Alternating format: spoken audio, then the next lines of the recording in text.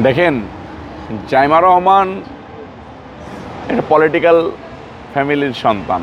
ওনার দাদা ছিলেন দেশের রাষ্ট্রপতি, রণাঙ্গনের বীর মুক্তিযোদ্ধা। ওনার দাদি ছিলেন দেশের তিনবারের প্রধানমন্ত্রী, সফল প্রধানমন্ত্রী। ওনার দাদি এদেশের আপসীর নেতৃত্বে পরিচিতি পেয়েছেন। ওনার বাবা বিএনপির চেয়ারপারসন।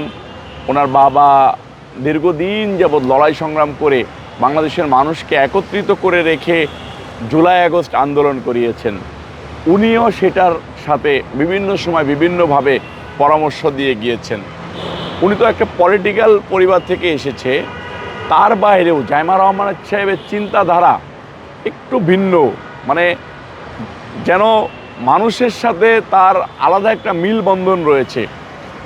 তরুণীরা আজকে জাইমা রহমান সাহেবের সাথে সাক্ষাৎ করতে আসছে। আমি এখানে দেখলাম যে কোনো ভেদাভেদ নাই, যে কেউ জাইমা রহমান সাহেবের সাথে সাক্ষাৎ করতে পারতেছে। এটা হচ্ছে গণতান্ত্রিক একটা প্রক্রিয়া। একটা নেতার ভিতরে আর একজন কর্মীর ভিতরে, একজন মানুষের ভিতরে একজন নেতার ভিতরে কোনো পার্থক্য নাই। এটা জাইমা রহমান সাহেব বুঝিয়ে দিচ্ছেন।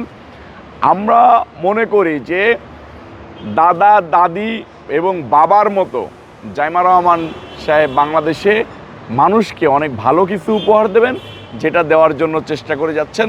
আমরা সকলে মিলে তাকে সহযোগিতা করব। আমরা সকলে মিলে তরুণরা আমরা জাইমা রহমান সাহেবের সাথে থাকব।